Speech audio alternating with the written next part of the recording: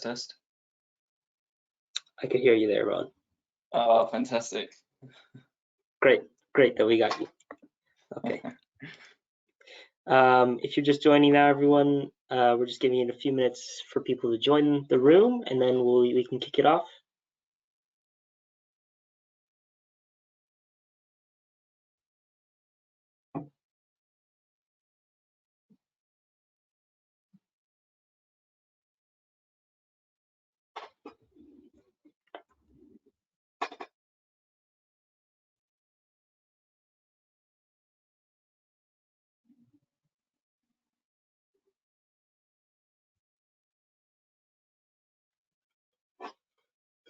Just going to give it one more minute, and then we can kick this off.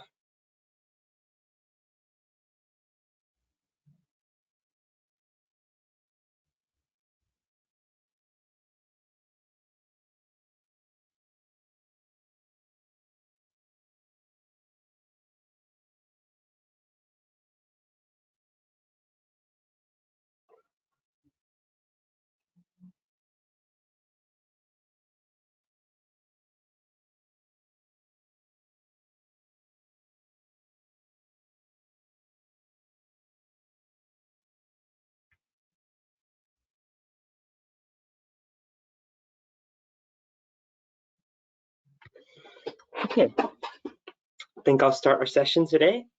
Welcome everyone, hello. Hope you're settling in, whether you're watching live or a recording. Welcome to the Efficiency for Access Design Challenge final webinar of the 2020-2021 cohort. My name is Sean Davey. I'm part of the Efficiency for Access Design Challenge team, and I am the facilitator of this webinar. I'm joined today by my colleague, Jackie, who you might have seen earlier. A bit of housekeeping before we begin. Hi there, Jackie. First, a reminder that this webinar is intended for participants of the Efficiency for Access Design Challenge, an initiative led by the Efficiency for Access and supported by Engineers Without Borders UK. This webinar is being recorded, and the cameras and microphones of everyone but the main speakers are disabled. However, please feel free to ask questions throughout the webinar, particularly during our Q&A period in the chat box. We will pick them up at the end of the webinar. I would really encourage you to do so because I'm happy to say we've assembled a great group of panelists today who have a really diverse area of expertise. And I'll introduce you to them shortly. However, first off, let's look at the agenda. So we have quite a full agenda today with 4 speakers. I'll introduce you to them in a second, and then we will follow that with a Q&A period, and finally our webinar feedback survey as usual. I'm going to go through this as quickly as possible so that we can get into our speakers' presentations and have plenty of time for the Q&A session. So without further ado, these are our speakers.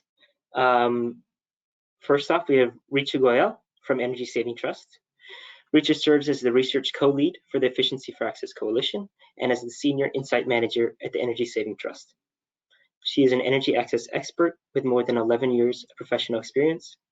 In the past, she has worked across programs such as Lighting Global Quality Assurance Framework and mini-grid business models, as part of the Lighting Asia India team. She also served as the country manager India for Alliance for Rural Electrification. Ms. Goyal's background is in empirical development economics, climate change, and energy policy. She has a master's degree in environmental change and management from the University of Oxford and a master's degree in economics from Anna University. In her free time, she likes to learn classical Hindustani music, cook, and practice martial arts. Richa will be leading the webinar and provide us with an overview of the themes as well as some brief dives into some of the themes she's conducted research on.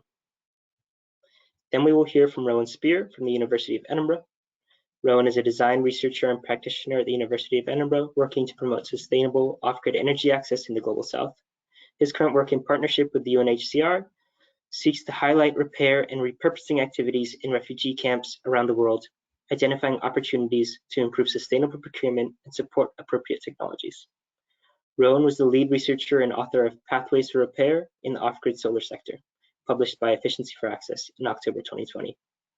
He was the lead designer on the open source repairable solar light project Solar What, and winner of an IF Design Award 2020.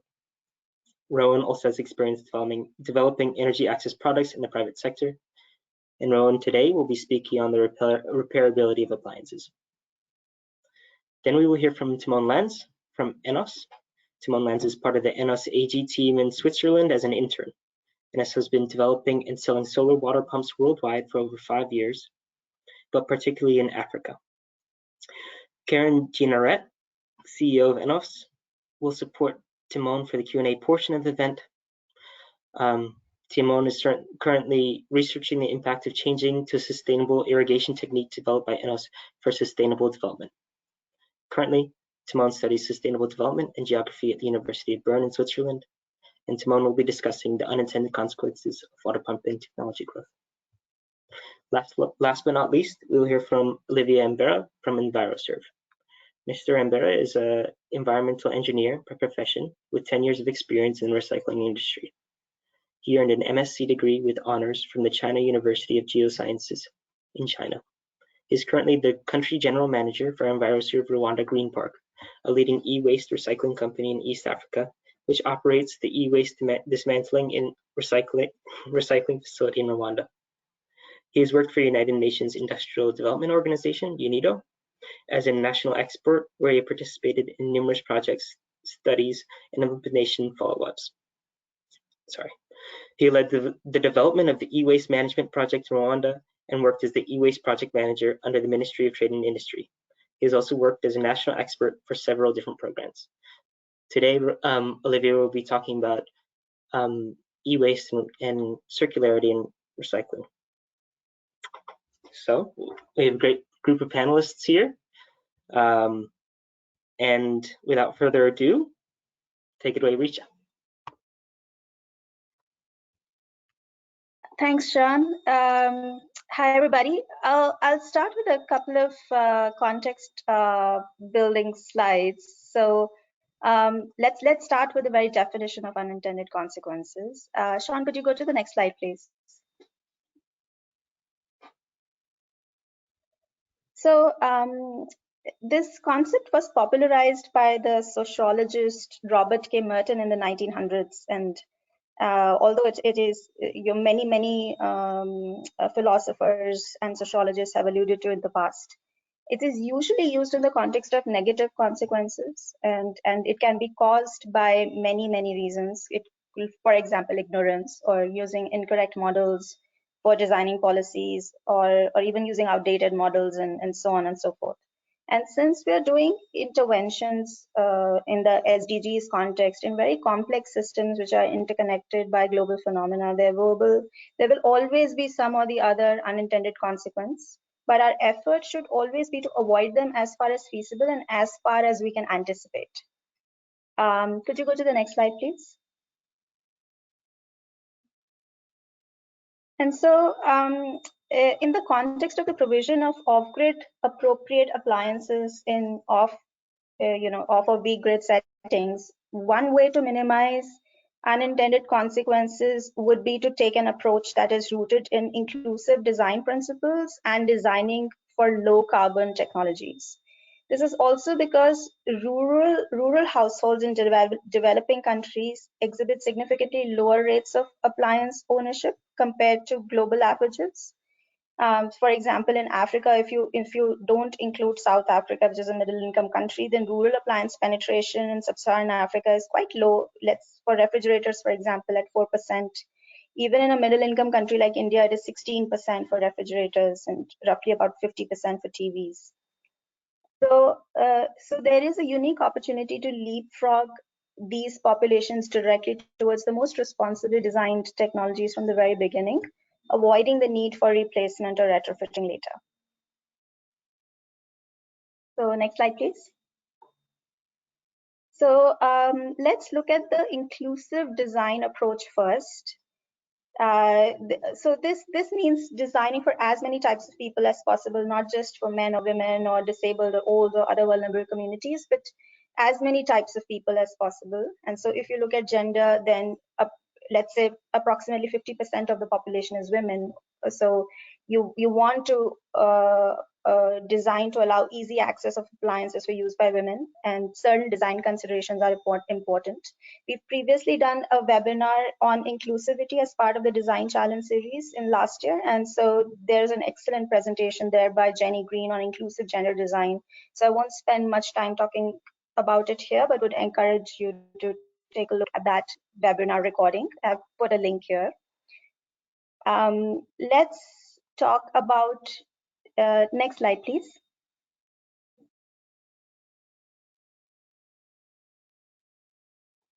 So let's talk about designing for disability and why is that an important topic. So globally, there are more than 1 billion people who need one or more assistive products, which can help them to lead a healthy and productive life. And reports suggest that 90% of people who require these technologies lack access to them. And it is also true that people with disabilities tend to have higher energy needs because they require the use of assistive tech like hearing aids or wheelchairs. And people with disabilities also tend to be spread disproportionately in favor of low-income countries, particularly low-income households in off-grid regions. And so, the bigger burden and the share of needing to cater to people with disabilities relies on energy access practitioners. Next slide, please. And so what can we do? There are a few different things we can do to include people with disabilities in energy access effort. I'm going to just focus on the design aspects, and this is a design challenge webinar. So certainly it is important to include accessible design practices. So whenever you're thinking about designing appliances, there are some standards you can refer to. You can also interview or include in the design process people with disabilities and take feedback directly while designing appliances. There is also a whole suite of assistive products that need to be designed in a very off-grid appropriate manner with high performance and high durability standards at very low cost so that they can become affordable for these regions. And WHO has published a list of 50 priority assistive technologies lists that you can look up to for inspiration. And another thing that is very important to do is that there is a big need to solarize assistive products because many, especially digital assistive products, use a lot of use and throw batteries, especially if you look at hearing aids. Each zinc care battery, it lasts about 7 to 10 days and needs a replacement, and there are millions and millions of hearing aids that are required on an annual basis, so that leads to quite a lot of e-waste. So if we could solarize some of these technologies, then we could reduce that e-waste burden. So we have published a note recently. You will find a link here on this slide, which talks in a lot of detail about these topics and gives some very clear design kind of practice guidelines as well. This report also includes a checklist and an annex which has many resources you could refer to for when you're thinking about accessible appliance design. Next slide, please. So designing for affordability, basically this echoes with the leave no one behind principle, because often the off-grid and weak grid communities also tend to be low-income communities, and they're very price sensitive. So you have to design appliances such that they are as affordable as possible while being very high performing and efficient and durable and so on. There are many things you can do to achieve a greater affordability. One obvious way is to think about end user financing, and pay as you go is a very popular method and a very successful one at that. And there are many companies who have deployed pay as you go platforms in their technologies. Azuri, Sun Culture, and Copa, etc. There are many companies who have also started using pay-as-you-go platforms for providing product as a service kind of models, which is the shared use models listed here, the second bullet point. So shared use models, what it does is that instead of each person trying to own an appliance for herself or himself, you can pay a small fee to share the appliance or rent it. What this does is it increases the utilization of the appliance. It also reduces the upfront cost burden of owning an appliance. It also means that you are using less materials for production and therefore lowers the carbon burden. Efficiency is also a very important affordability strategy because if it can lead to reduction in panels and battery sizes, it can lead to some cost savings. However, in certain contexts, efficiency can also be have a trade-off with affordability, because if you, let's say, if you're importing your appliance from a foreign country, and if the import duties are significantly higher, and what happens is that often there are subsidies on power system components like panels and batteries, and so this kind of a difference in import duty taxes structures on the appliance and power system components can sometimes lead to situations where the most efficient appliance is not incentivized if affordability is the main goal, because it's cheaper to size up the panel and battery than invest in a bigger appliance. So designers are advised to also examine the where the supply chain logistics of different components, your import duties and taxes, and what the final price is turning out to be, to take that decision of price, efficiency goals, carbon and affordability goals. I've also included a link here for we've recently published a note that consolidates some business model innovations related to affordability. For further reading, do have a look here. Next slide, please. So now let's look at about some strategies for low carbon appliances, and I'm trying to be very, very brief. We have very, very seasoned panelists here who are going to be talking about some of these strategies in more detail. So what does circular economy mean? It basically means that you are keeping, once you have produced something, you're trying to keep that produced product in life or in the system for as long as possible before you throw it away. And even when you throw it away, you try to reuse it or refurbish it or recycle it. So basically, the materials, once you have harvested from an environment, you try to extend the life of those materials as far as possible. And so you're moving away from a use and throw economy. And then what that does is it really lowers the resource burden on the environment, because there's significant emissions in production and extraction of materials as well. So during the product design stage, there are many things you can do: efficiency, repair, recycling, durability. All of these and many other strategies will lead to either reduction in emissions or reduction or lead to material efficiency or material savings. Then during the use of the appliance also, there are many strategies can extend the use of the product. In this case, an electronic appliance. If you prioritize repair, then obviously the technical life is maximized. If you use a model where the manufacturer continues to own the system and leases it out or rents it out, then he will obviously make sure that all the repair is done in a very timely manner, and both the use and the life of the product is maximized. Similarly, at end of life, you would want to follow some strategies so you can reuse those materials or reuse the appliance as well, either at component level or system level. Next slide, please. So what I just spoke about was more at kind of an overall appliance design level, without really focusing on a single appliance category. So if you do kind of prioritize inclusivity and goals like climate, then a lot of the unintended consequences could be controlled for in any way. And then there are two appliance specific consequences that we have foresight on that I'd also like to share with you. So for instance, if you look at cooling particularly, so refrigerators or cold room technologies, then a lot of refrigerant-based systems tend to use a lot of HFC gases, which have high global warming potential. And Kigali Amendment recently came into force, which is a globally binding agreement. And It phases out HFC gases in the countries in the years to come, and that phasing out has already begun. That schedule. So this is something to keep in mind, that when you're designing cooling systems, particularly, that you do kind of see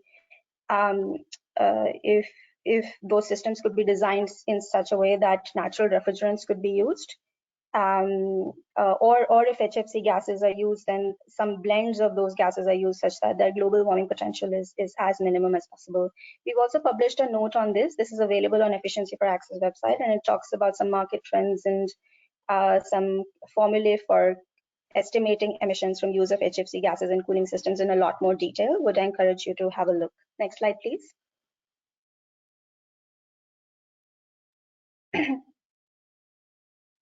And this is my last slide. So lastly, pumping or solar water pumps is a very important appliance category, and it's extremely crucial for a resilient development of developing countries, particularly Africa, because it's most essential to develop resilient agricultural systems, but also to improve water access in general, because people do tend to walk miles and miles for water access. But at the same time, as the solar water pump market is developed, we need to develop it in such a way that we are mindful of groundwater sustainability as well. And so that's something to think about at design stage as well. That can we think of either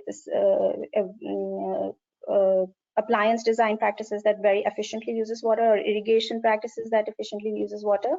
Not all of them, all of this can be achieved at the solar water pump design stage, and wider stakeholder participation is necessary, but nevertheless, it's something to keep in mind. With that, I'll end my presentation. Over to you, Sean. Hi, Richa. Thank you for that, explaining the many facets of this theme today. And yes, we will be sharing these slides to all the participants after the webinar. So you'll be able to look into all those resources that Richa shared.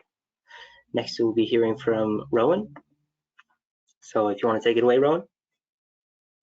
Hi, everyone. Thanks, Sean. So yeah, I'm a design researcher at the University of Edinburgh, and I'm going to expand a little bit on what Richa just introduced us to, which is repair for off-grid energy access. So talk a little bit about the unintended consequences of not designing for repair, but also start really by talking about what we mean by repairability. So next slide, please, Sean. So at its most basic level, repairability empowers people to return a broken product to a state where it can fulfill its intended use. And as Richa was saying, this extends the lifetime of a product, it retains its functionality, and avoids the purchase of an entirely new product, which therefore prevents unnecessary waste, both in the manufacture of a new product, but also in the discarding, disposing of a product that has reached the end of its life that can't be repaired. On the right-hand side of this slide, we have the right-hand half of the butterfly diagram, which is the diagram that's used to explain the biological and technical cycles of the circular economy. And so this right-hand half is the technical cycles, and these loops that you see here, the bottom of which is repair, and repair represents the most material efficient loop in the circular economy, and should be prioritized in design ahead of things like reuse, refurbishments, remanufacture, and recycling, although obviously not to the exclusion of those things. Next slide, please, Sean. So why is repairability particularly important in the off-grid energy access sector? So as you will have known from know from previous webinars and from your own research, energy access sits at this central hub to sort of a many-spoked benefits system, including the SDGs and the UN's SDGs, Sustainable Development Goals, and repair helps us to sustain products for as long as possible, thereby sustaining access to all of these sociological, educational, economic, medicinal, reduction in inequalities, you can see there as well, benefits amongst many others. So repairing products and designing products so that they can be repaired sustains and extends this access and these associated benefits at a lower cost and with less waste than buying a new product. That's the next slide, please, Sean.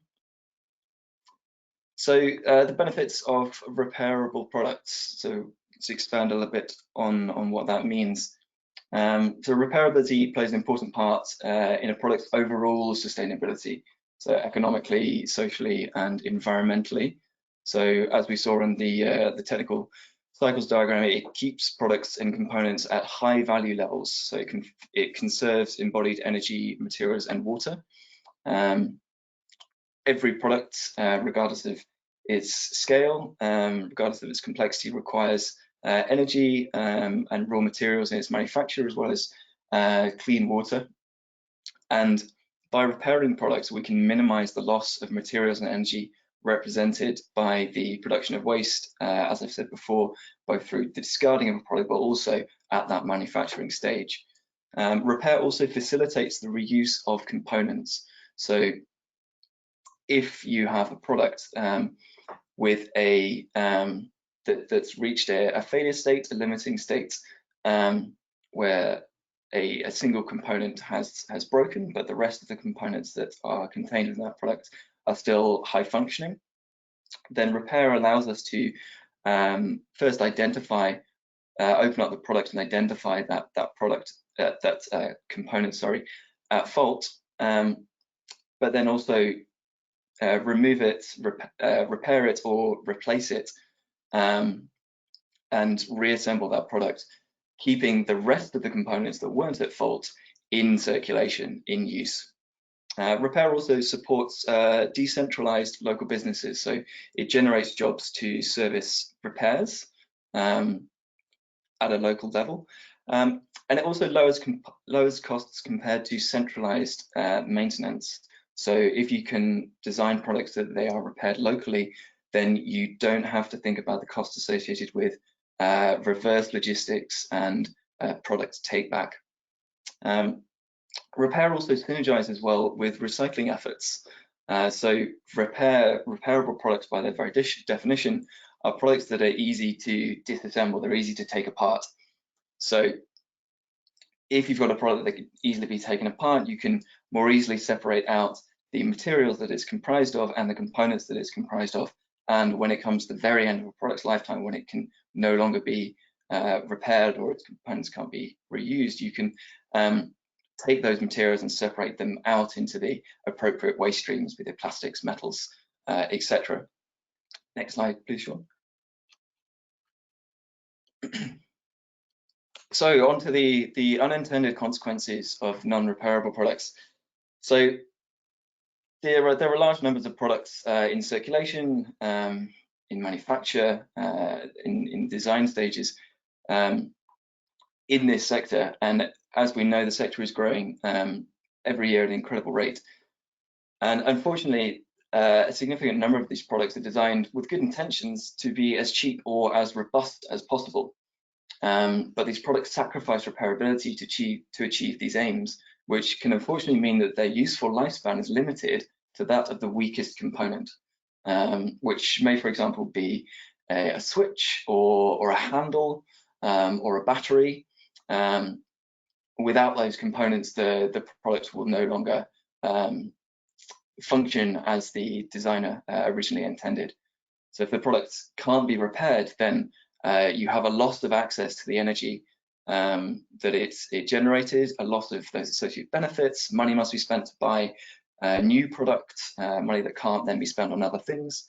Materials and components are disposed of, which if you don't have, if they are sold or distributed in regions, areas that don't have an underlying infrastructure to deal with those components can result in damaging e-waste. But products that aren't designed to be repairable are often, repair is often attempted in any case. And those repair attempts on unrepairable products can offer short-term solutions, but at the compromise of functionality. So next slide, please, Sean.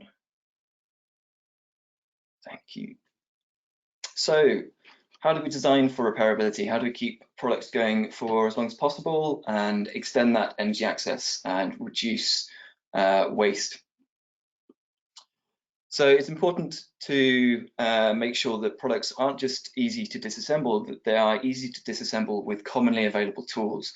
So making sure that we are using screws wherever possible rather than glues or more complex manufacturing methods such as ultrasonic welding.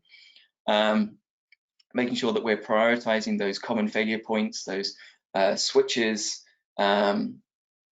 batteries, handles, whatever it might be on your product that you can identify as being the thing that is either the weakest thing or the thing that will fail first. But also think about the supply of spare parts. How are your products, where are the components that are replacing the broken components in products that are being repaired coming from? So are they available locally through a third party? Are they proprietary? Do you have to import them? Ideally, you want them to be locally available, easy to swap in and out, and easy to supply remotely. And then, of course, you have to reassemble the product using the same tools that you use to disassemble it. And you also have to communicate repair information effectively, both to the user and to any repair technicians. So you can do that via physical media, digital media, and ideally also put cues onto your product on how to repair the product or access that media. And also make sure that you're designing products which are holistically designed, so that they're aware of the whole product life cycle, so that they're designed to maximize the initial use period of that product before a failure state is reached, and before repair is needed, and then obviously making sure that the product is repairable itself, and then making sure that any components that are removed or when the product reaches a final stage of end of life, that it can be recycled as well. Next slide, please. So that's my final slide. This is my final slide for today. That's a sort of brief summary of repair in the energy access sector. I've put a couple of links on this slide that hopefully are clickable now, but if not, you can hopefully search for them.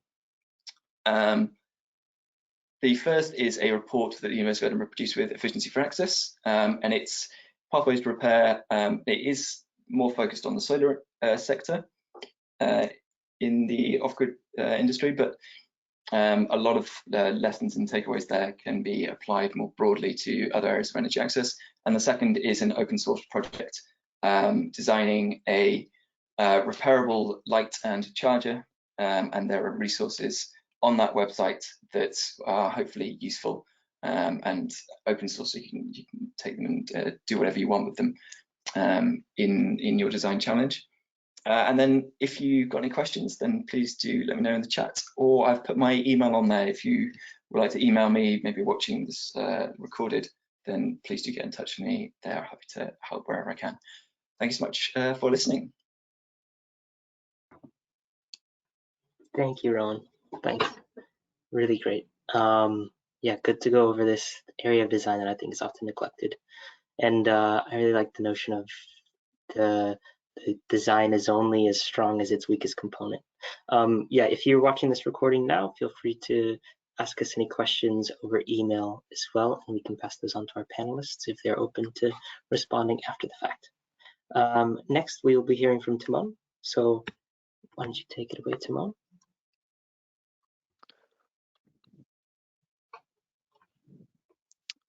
Okay, good. You can hear me? Yes. Yeah. Perfect. So, hello everybody.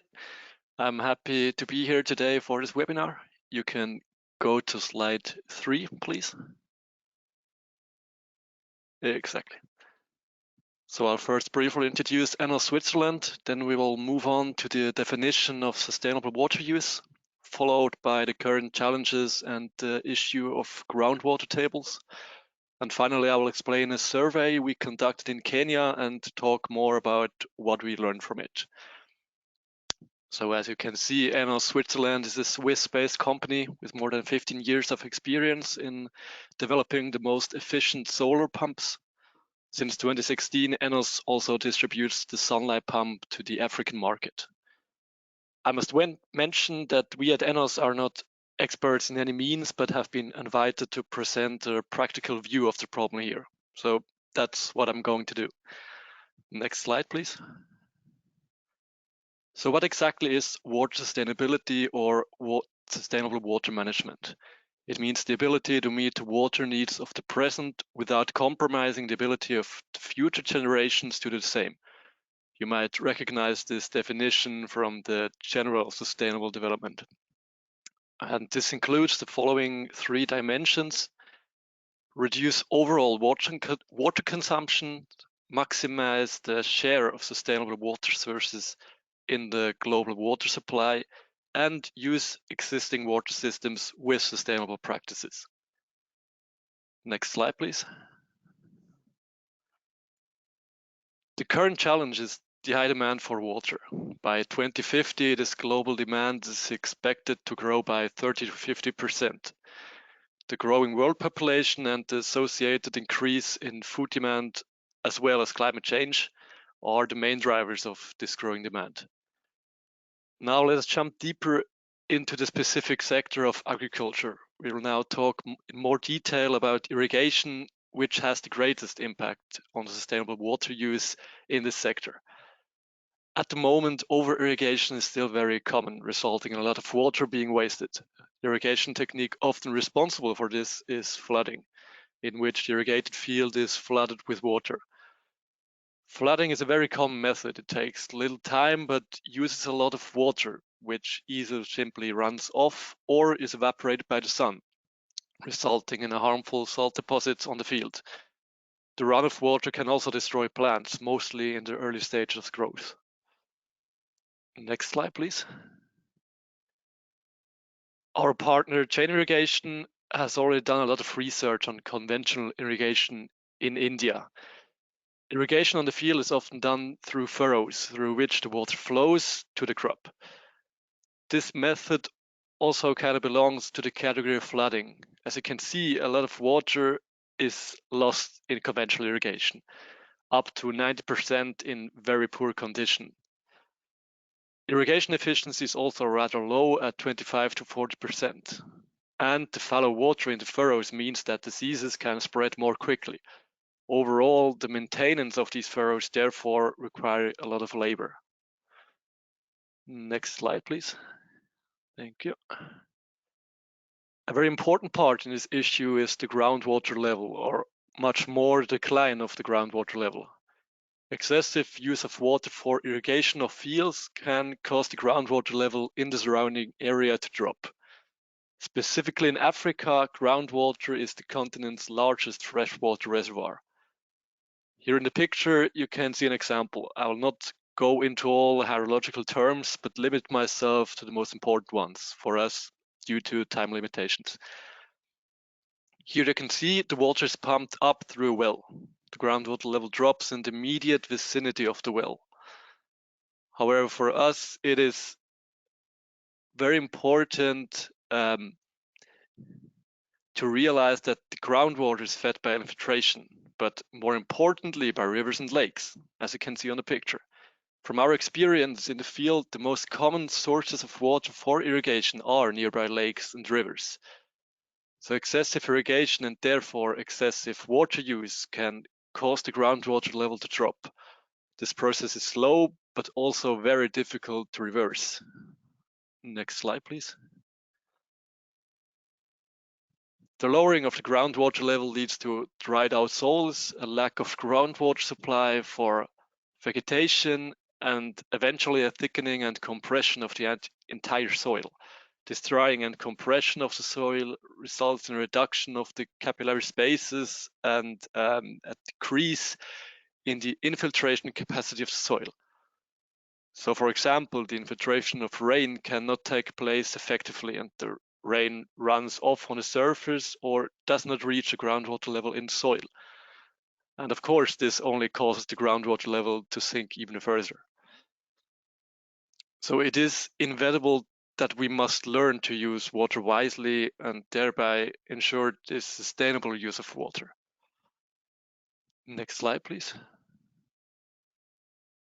Knowing all these consequences of excessive water use, we conducted a survey in Kenya with our local partners, Epicenter Africa and iFarm 360. We interviewed 21 farmers about their agriculture activities and related irrigation. On average, the farmers cultivate an area of 1 to 2 acres and grow all different types of vegetables. They pump the water from nearby water bodies to their fields using a 5 to 7 HP petrol pump. This pump is, on average, in operation for 277 days per year. And on average, the farmers use 220,000 liters of water per day for irrigation. Just think a moment about what these figures mean. There are farmers who use over 200,000 liters of water every day for only 1 to 2 acres. Next slide, please.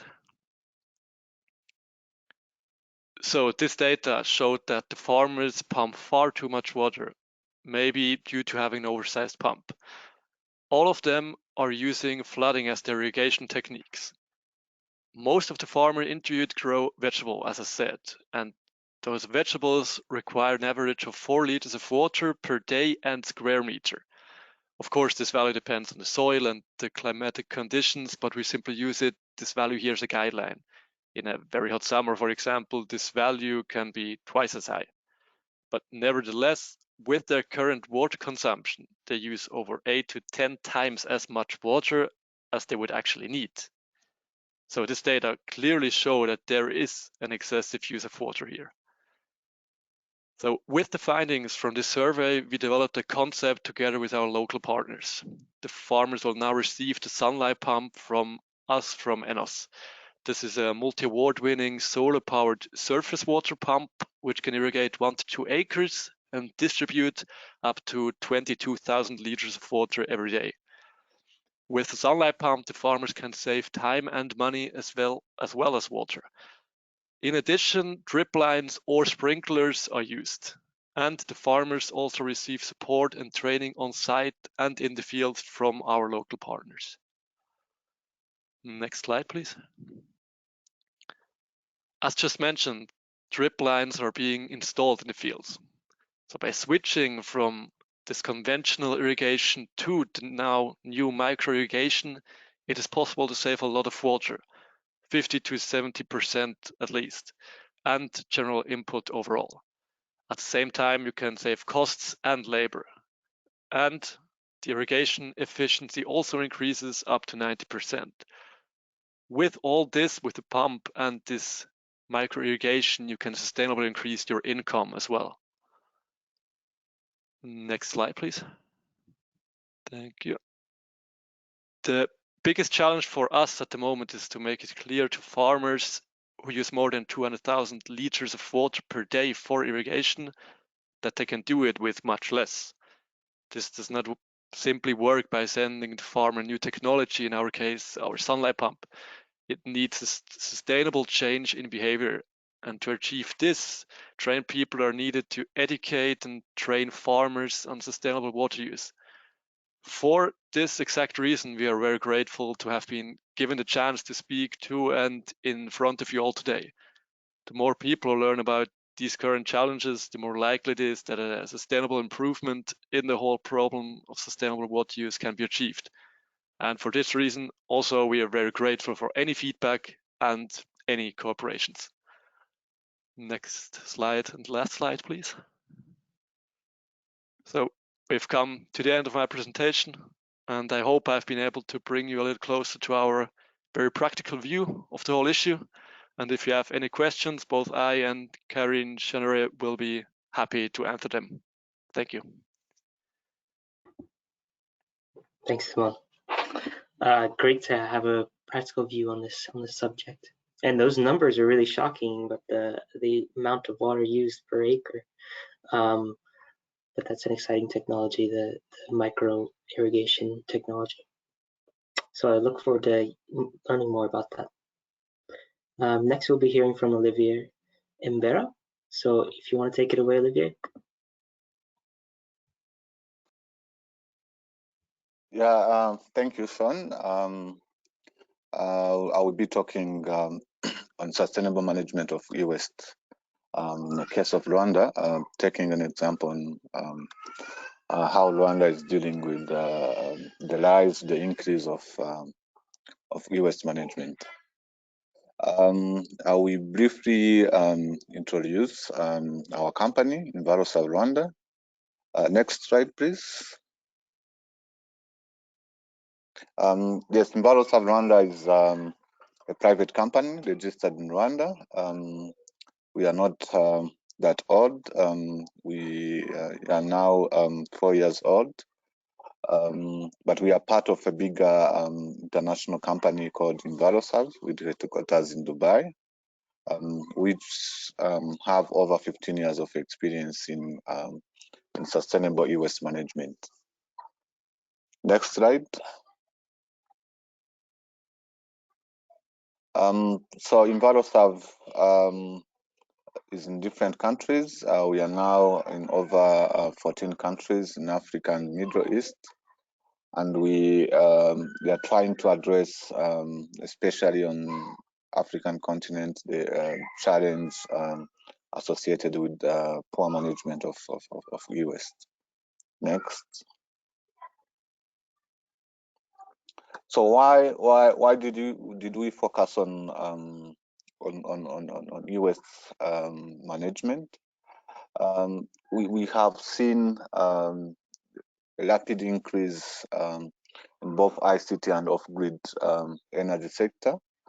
The sector really developing quickly, which also lead to the increase of end-of-life electrical and electronic equipment. So in Rwanda, we did a study in 2015 to see to compare the usage of electrical and electronic equipment and the e-waste generation. We seen that the e-waste was growing at a rate of 10% per year, and this is the same rate for also off-grid products. Next. This is how the off-grid solar products also have been increased. We also did a comparison on product put on market and waste generated. You can see also that that there is a big increase over the years, and this is due to the target of the government of Rwanda to provide every Rwandan with energy access by 2024, and where the contribution of off-grid sector will be 48% and 52% for will be connected on grid. Next. So there is an impact. There is an impact if all these products put on the market, if all the ICT equipment, if all solar products equipment are put on the market but are not recycled. So there is really a big impact on environment, on human health, and we came as Enviroserve, we came to try to address those challenges. So the challenges are really associated with the hazardous components that we find in most products. This is an example of off-grid solar product. We know that in small portable lights, you may find mercury, especially in the SFL lamps. We have other hazardous chemicals like aluminum and tellurium in PV modules. We have batteries. We have lead in lead acid batteries. We have lithium phosphate batteries and nickel cadmium batteries, which also contain a heavy metal called cadmium. These heavy metals they accumulate in the food chain. So if in Africa we dispose product by just putting together with other wastes and dumping at the landfill, and you find people at the landfill trying to obtain fertilizers to use in their gardens and so on, and this is very dangerous because these heavy metals are able to accumulate in the food chain and can cause cancers and so on. They are also, if able to accumulate in the soil or if dumped in the, but also by dealing with it when you are repairing and so on, and you don't take proper precautions, you can also get contaminated. For as a recyclers, we don't only look at the hazardous chemicals. We are also interested in valuable materials for circular economy. We can find some valuable metals like copper, like aluminium for PV models, for frames. Lead is also a valuable components which we are interested in. Next.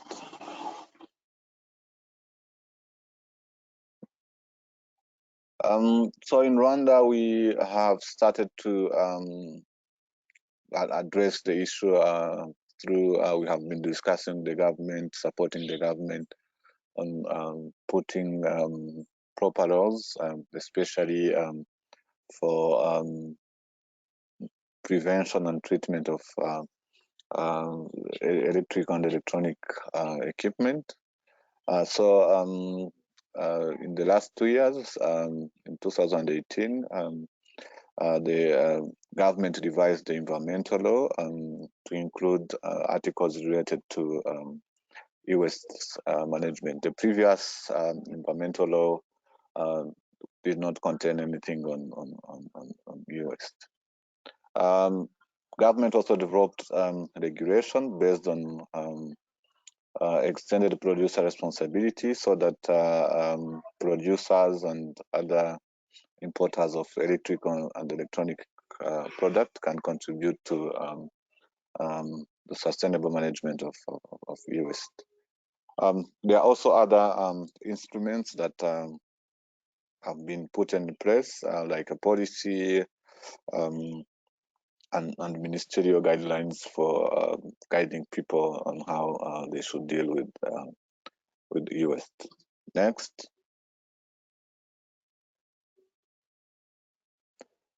So as EnviroServe also, we have started to put in place infrastructure for the collection and treatment, and we won recently an award, the Global Leap Awards, which is helping us now to set up more collection points in the country, so that solar companies, individuals, and other people can easily find a place to dispose their e-waste. This is very important because we are telling people the dangers associated with poor management of e-waste, but there is considerable lack of infrastructure. So people call you asking, where do we put? We know you have created awareness. We know the dangers, but where do we put? So collection points are very important, and we have put focus on this. We now have a collection point in each district of Rwanda, but we are moving at having more collection point in each sector, so that people can find an easy place to dispose their e-waste. Next.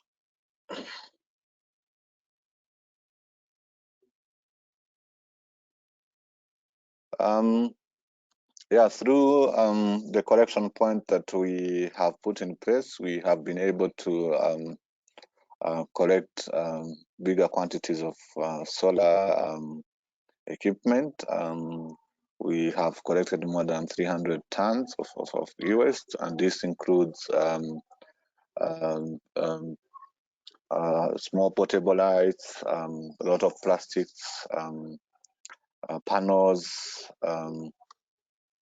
lamps, and so on. And we have been able to process that in our recycling facility.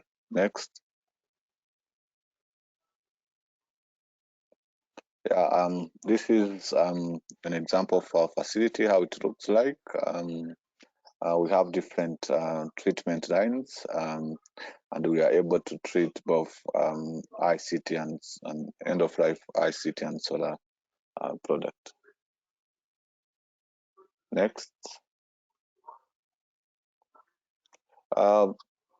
We have been also, as I said before, we have been also conducting awareness. We invite media because media is very important to convey the message. So this is an example where we invited media in our facility, all local medias, so that they can see what we do and help to communicate the message to the people. And after this, we have really had good feedback from the population, telling us to come and collect their end-of-life solar or other household equipment.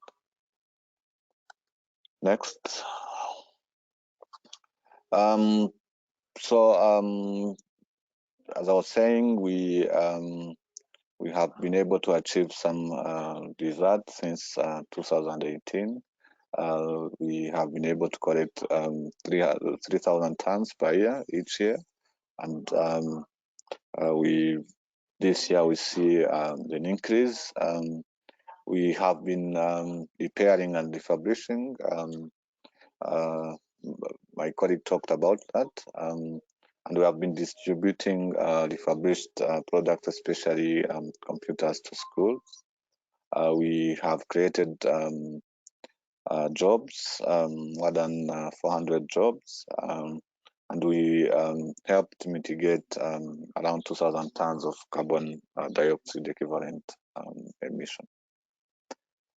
Thank you. Next. Thank you for listening. Hi, everyone.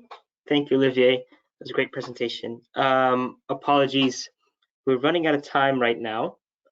We do have some questions in the chat, but if you have any questions, we have to wrap up now. Feel free to send us any questions over email, and we'll be happy to respond to them offline where we can, if the panelists are open to that. Sorry to be running over time at all. If anybody wants to stick around, we have one question from our audience for Rowan at the moment. Expect more to come in that we can answer offline. Asking what are the environmental consequences of products which are not easily repaired. Rowan, are you able to answer that before we leave? IG Sure. Electronic products. Hi, Rowan. How are you doing? Sorry, did you want to say something else there? No, I was just continuing on the question. E.g., electronic products not being disposed of safely, increased plastic consumption, and perhaps pollution of local environments. perhaps while people are doing this short feedback survey, you could answer that, and then we could wrap up. Or if you have somewhere to go, we can get offline. Yeah. Okay. Yeah, happy to jump in on that one. So, sorry, the question was the environmental impacts of non-repairable products. Is that right? Yeah. So I think Olivier covered some of the issues quite well there in the sort of at the end of life stage with e-waste and with soil contamination, food chain contamination, etc., of products that aren't disposed of properly, or where infrastructure don't exist to dispose of products properly. But I think the important thing to remember is that designing repairable products affects the whole design or the whole product process and life cycle, from the very concept phase all the way through to the end of life and disposal phase. If you can design a product that is repairable, then you should also be thinking about how you can obviously limit the materials that you're using, design materials that are appropriate for the context that you are going to be selling or distributing your product in. But also, as I sort of mentioned in my presentation, thinking about the energy, the water, the materials that have gone into your product, and how you can maximize, retain their use, retain that sort of, we call it embodied energy or embodied carbon. So the carbon that's produced as a result of the energy that's used in manufacturing a product, if we can keep that in circulation for as long as possible, then we're preventing or reducing the number, rather, of new products that are being manufactured, the demand for new products, and thus there is a benefits upstream at that manufacturing stage as well, of reducing the amount of energy used and carbon emitted into the environment.